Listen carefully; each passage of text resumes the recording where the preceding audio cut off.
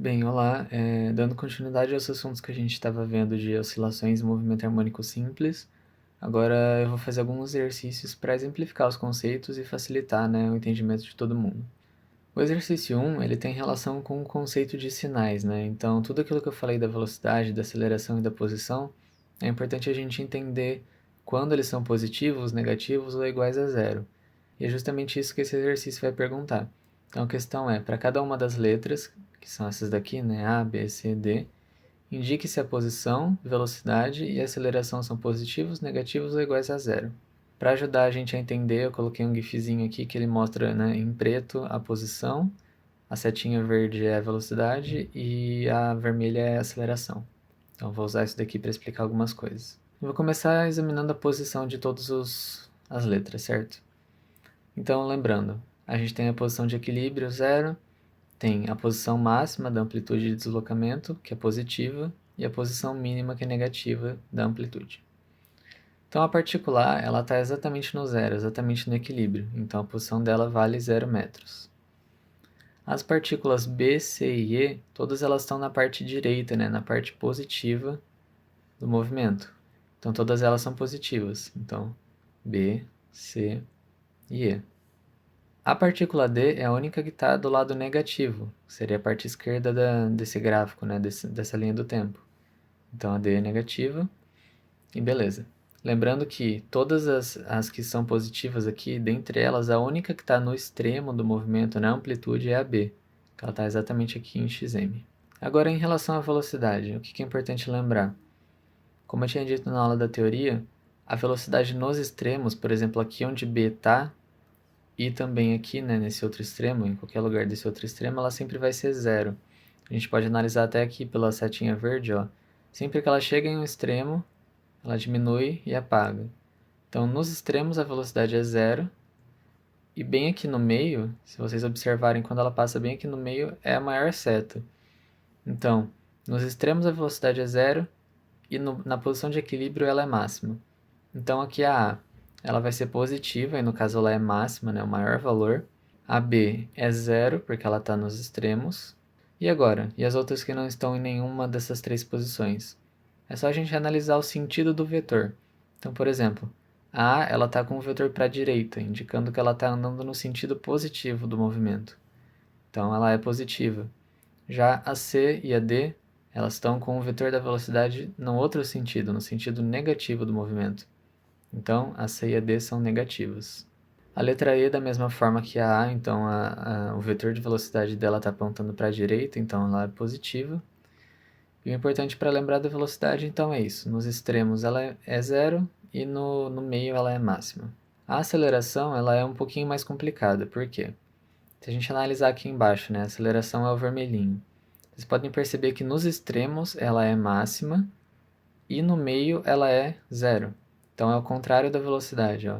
Percebam que aqui ela some e depois ela fica grandona nas pontas.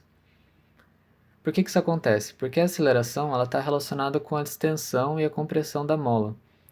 Então, quanto mais comprimida, ó, comprimiu muito a mola, ela vai fazer uma aceleração muito grande, ó, comprimiu muito a aceleração grande. Quando ela está no equilíbrio, ela não está exercendo força nenhuma. Então, lembra que força é massa vezes aceleração, né? Força, massa vezes aceleração. Se a gente não tem nenhuma força, ou seja, na posição de equilíbrio não temos nenhuma força, não vamos ter aceleração. O outro detalhe é que, né, ela é máxima aqui então e máxima aqui. Mas qual o sentido dela? Qual o sinal? Observem aqui, ó, na máxima positiva, na posição positiva, ela está apontando para a esquerda, então ela é negativa, né, que ela está tentando fazer o bloco voltar. Então, no extremo positivo, a aceleração é negativa, e no extremo negativo, a aceleração é positiva. Ela tem o sinal contrário do lugar que ela está, digamos assim. Então, analisando agora nesses casos. A aceleração em A, como eu disse, é zero, no meio não existe aceleração. Aceleração em B, ela é negativa e ela é máxima porque ela está no extremo. Aceleração em C é negativa também, ela está no mesmo sentido, né? Ela está na parte positiva do movimento, então ela é negativa. Aceleração em D, ela está na parte negativa do movimento, então ela vai ser positiva, é sempre o contrário. E aí é a mesma coisa que a C, né? Então a aceleração ela tem essa questão de que ela é meio que o inverso da velocidade, digamos assim. Se vocês não entenderam alguma coisa, né, eu aconselho muito vocês a tentarem observar bem aqui que é a posição, velocidade e aceleração. Esse GIF ajuda bastante a entender como funciona. Agora no exercício 2 a gente vai analisar um sistema massa-mola, que é a base dessa matéria, né? Então na nossa questão a gente tem um bloco de 500 gramas, que eu já converti para meio quilo aqui para facilitar. Está preso a uma mola de constante elástica de 65 newtons por metro, então nosso K. Ele é puxado por uma superfície sem atrito por 12 centímetros a partir da posição de equilíbrio. Então ele estava aqui no meio, no equilíbrio, e ele foi puxado até 0,12 metros, ou 12 centímetros. E ele foi liberado no instante t0. Então, ele estava aqui, foi puxado, veio para aqui e soltaram ele, em t igual a 0. O que vai acontecer? Como a mola está esticada, vai existir uma força puxando o bloco de volta para o equilíbrio aqui no meio. A questão A pergunta: qual a frequência angular, a frequência e o período do movimento? Então, primeiro, frequência angular. Como a gente já tem a massa e a constante elástica, a constante da mola, perdão, a gente já sabe que dá para usar essa fórmula aqui para descobrir o W, que é a frequência angular. Então, é raiz de K sobre M. O K é 65, o M é 0,5. Então, a gente tem 11,4 radianos por segundo. Lembrando que é em radianos, porque o K é uma frequência angular, né? Então, tem a ver com ângulo. A frequência só. Como a gente já descobriu o W, a gente pode usar essa fórmula aqui que fica bem fácil. O W ele também se relaciona com a frequência quando ela é multiplicada por 2π, né? Então, se a gente já tem o 11,4 aqui do W, o 2π, a gente consegue fazer, né? E o F é o que a gente quer. Então, passando 2π para lá, o F vai ficar 1,81 Hz. Beleza. Descobrindo a frequência, fica super fácil descobrir o período, né? Porque eles têm a relação que eles são o inverso um do outro. Então, com a frequência aqui, né, 1 sobre a frequência, a gente já vai descobrir o período. Ele é 0,55 segundos. A letra B é bem simples, ela está perguntando qual que é a amplitude das oscilações. Então, no próprio desenho que eu fiz, a gente já consegue perceber, né? A amplitude do deslocamento é o xm, que é 12 centímetros. Então, a amplitude é o máximo e o mínimo que esse bloco está conseguindo ir. Então, 12 centímetros, B resolvida. A C está perguntando qual que é a velocidade máxima, agora não é mais a posição, né? Aqui seria a posição máxima, digamos assim. Então, agora a velocidade máxima do bloco e aonde ela acontece. Bem, já vamos responder aqui que a velocidade máxima acontece em 0 metros. Então, não importa qual seja, né, a velocidade máxima, ela vai acontecer sempre aqui, como eu tinha discutido ali no exercício 1, sempre no equilíbrio. Como a gente sabe a amplitude, então, né, a máxima? É só lembrar que aqui na fórmula da velocidade, né, a gente tem o menos Wxm, então, se a gente pegar o Wxm, ele vai ser a amplitude, e como a gente já tinha feito lá atrás o W sendo 11,4 e o xm a gente já tem aqui, dá para saber que a amplitude da velocidade é de 1,37 metros por segundo. Então isso significa que ela vai variar de menos 1,37 até mais 1,37, certo? Agora, a aceleração máxima do bloco. É praticamente o mesmo princípio da letra C, né? Então, a gente tem a fórmula da aceleração. Essa parte aqui dela é responsável por dar a amplitude da aceleração. E ela usa os mesmos valores. Então, vai ser o W, só que dessa vez ao quadrado, multiplicado pelo 0,12. Então, a gente tem 15,6 metros por segundo ao quadrado, porque agora é a aceleração. Então, novamente, a aceleração nesse sistema ela vai variar de menos 15,6 até mais 15,6. A função do deslocamento do sistema, que é perguntada na F, ela nada mais é do que a função que, por exemplo, algum exercício pode dar para a gente para perguntar alguma coisa, né? Alguma interpretação dela, porque nela a gente consegue saber o que está acontecendo, por exemplo. Ela vai ser sempre esse formato aqui, né, que foi dado na teoria. Xm cosseno de Wt mais a constante. A gente já sabe que o xm é 0,12, então colocamos aqui. E cosseno de 11,4t. Por que t? Por que eu não coloquei zero? Porque eu não quero que a resposta seja um número, eu quero que a resposta seja uma função. Ele está me perguntando uma equação, não um valor. Então, eu posso usar isso daqui para qualquer valor de t, eu coloco aqui e encontro a posição. Então, é uma função que dá a posição do sistema, certo? Então essa daqui já é a resposta, é só a gente colocar os dois valores que a gente sabe. Agora em relação à constante, como é que eu sei que ela é zero, né? Por que eu não coloquei um valor para ela aqui? Isso eu vou explicar no próximo exercício, que é esse daqui. Então qual que é a constante de fase do movimento? Se vocês lembrarem da teoria, né? Eu coloquei o símbolozinho aqui. Depende do deslocamento e da velocidade no t0. Então é perfeito, porque a gente já tem o t0 aqui, né? O exercício forneceu para a gente o t0. E o caso mais fácil da gente lembrar é quando a massa está no extremo positivo. Sempre que ela estiver no extremo positivo, vai ser 0 graus ou 0 radianos a constante. Por isso que aqui atrás eu não coloquei nada. Então, extremo positivo sempre vai ser 0 graus. A constante não existe, digamos assim.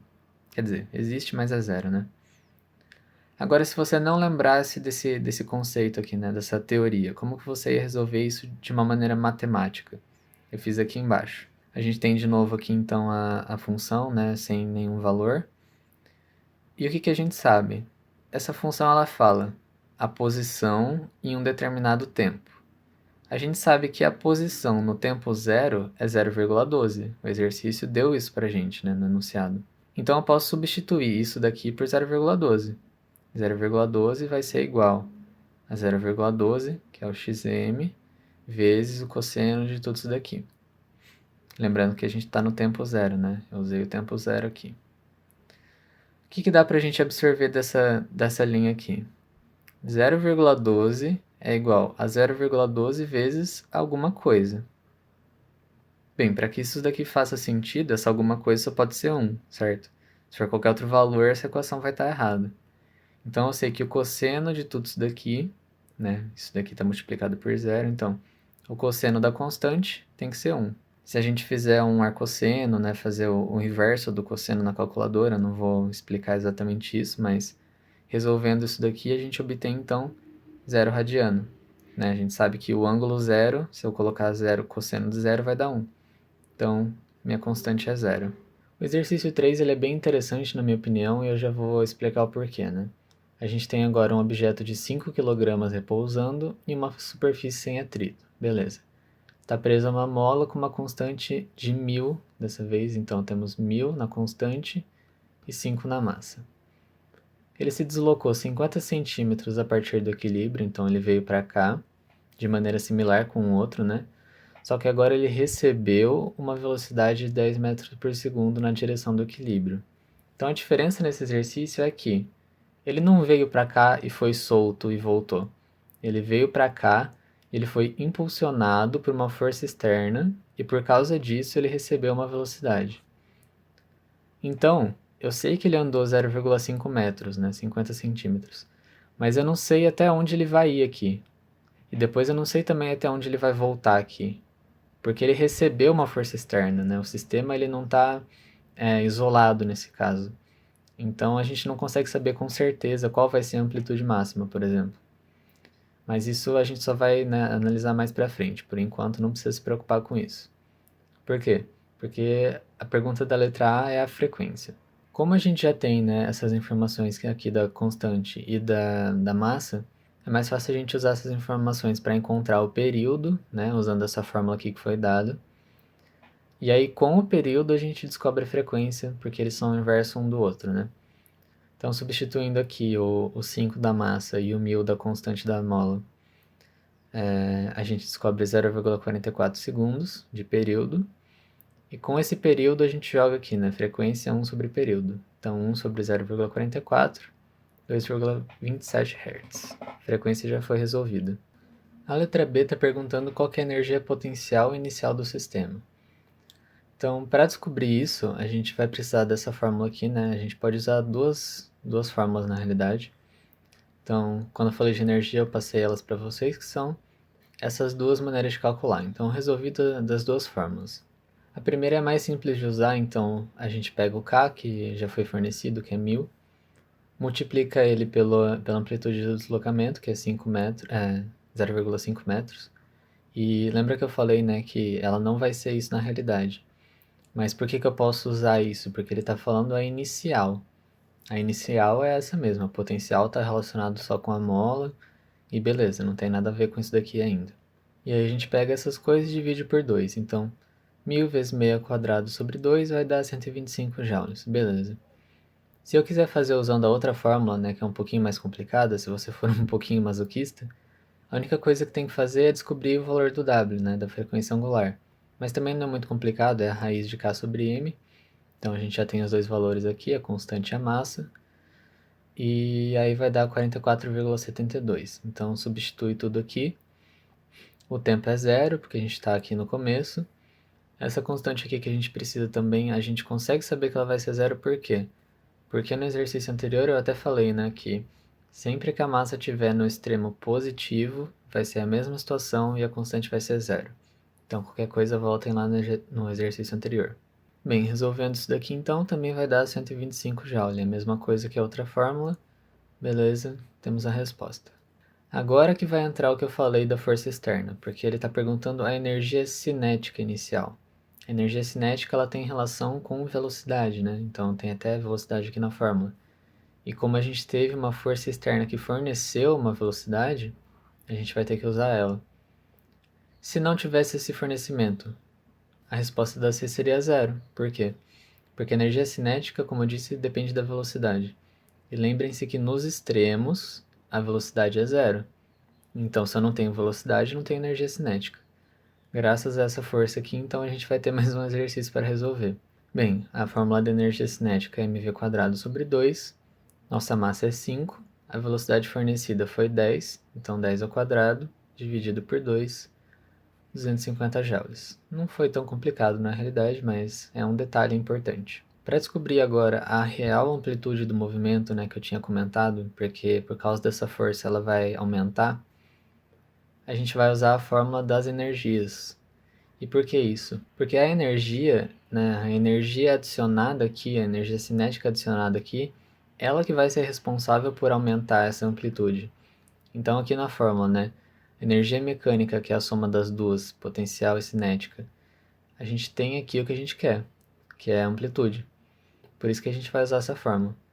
Então, já descobrimos, né, que a U mais K é 125 mais 250, são as respostas anteriores aqui, 125, 250. Então, a soma das duas, que é 375, vai ser igual a isso daqui. Nosso K é 1000, o xm é o que a gente quer saber, dividido por 2, e ele ao quadrado. Então, isolando o xm, a gente obtém 0,86 metros. O que isso significa? Que aqui vai ser menos 0,86 e aqui mais 0,86. Então, nosso bloco estava aqui, ele foi empurrado, veio até 0,5, aí ele recebeu um impulso, e aí ele fica 0,86, 0,86, 0,86 e por aí vai. Esse 0,5 aqui não vai importar mais depois do início, né?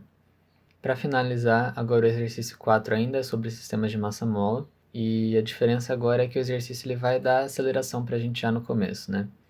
Então a gente tem uma partícula bem pequenininha aqui de 10 gramas, ou 0,01 quilogramas. Ela está realizando MHS com uma amplitude de 2 milímetros, então 0,02 metros. A aceleração máxima dela é de 8 vezes 10 a terceira metros por segundo ao quadrado. Então, lembrando de novo, a aceleração ela é sempre máxima nos extremos e ela tem sinal contrário. Então, no extremo positivo, a aceleração é negativa. No extremo negativo, a aceleração é positiva. E aí ele vai e fornece para a gente também que a constante de fase é desconhecida. Beleza. Qual que é o período do movimento?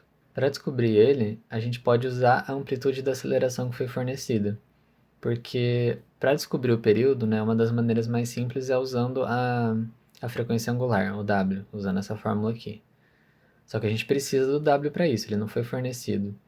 E como a gente já tem a aceleração, a única maneira de conseguir o W é usando a aceleração.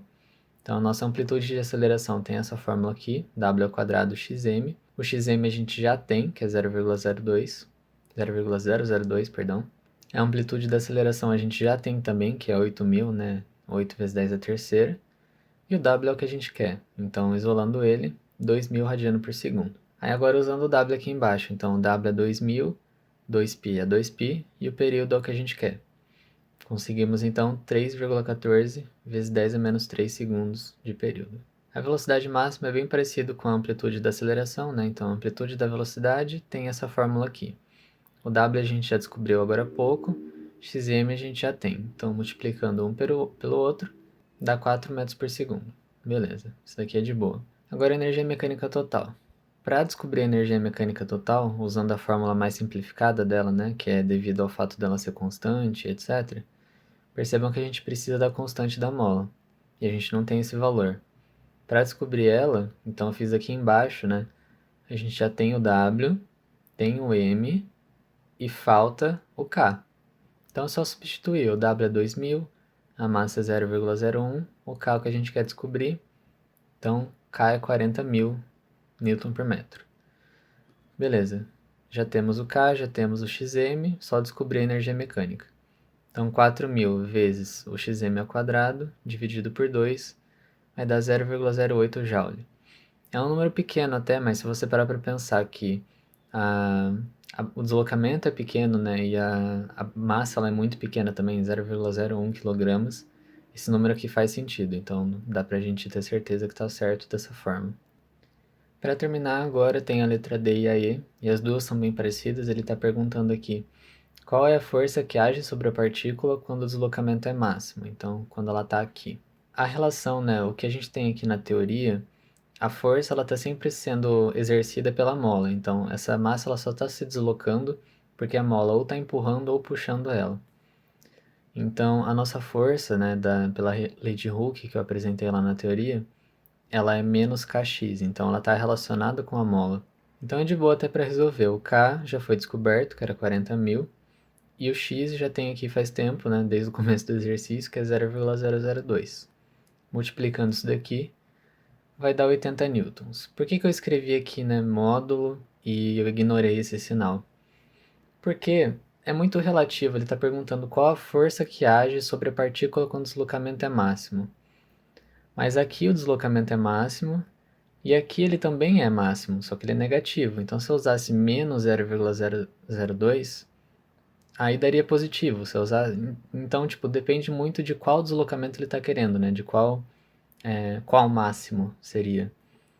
Então, eu escrevi aqui módulo, só para lembrar vocês, é como se eu tivesse dado a resposta em módulo.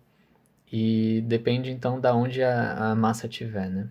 Da mesma forma, aí está perguntando, é a mesma coisa, qual a força que age sobre a partícula, quando o deslocamento, só que dessa vez é metade do máximo. Então, agora, ao invés de ser nos extremos, ele seria, tipo, ou aqui, ou aqui. A gente ainda tem duas possibilidades. Então, só vai mudar aqui esse valor aqui, ele vai estar dividido por 2, perdão. E aí a gente tem, então, uma força de 40 newtons, teoricamente, em módulo também, né? Depende muito de onde a gente pegar. Bem, esse foi o último exercício, espero que tenha dado para entender bem. Se eu estiver explicando muito rápido, vocês podem me avisar nos comentários, porque, como eu disse, a intenção do canal é ele ser mais uma coisa de resumo, né? Eu não queria fazer vídeos muito grandes, assim, com 1 hora. Se você conhecer alguém que está fazendo essa matéria também, que pode ser ajudado pelas minhas aulas, pode mandar para essa pessoa também. E acho que é isso. Obrigado pela atenção e até a próxima.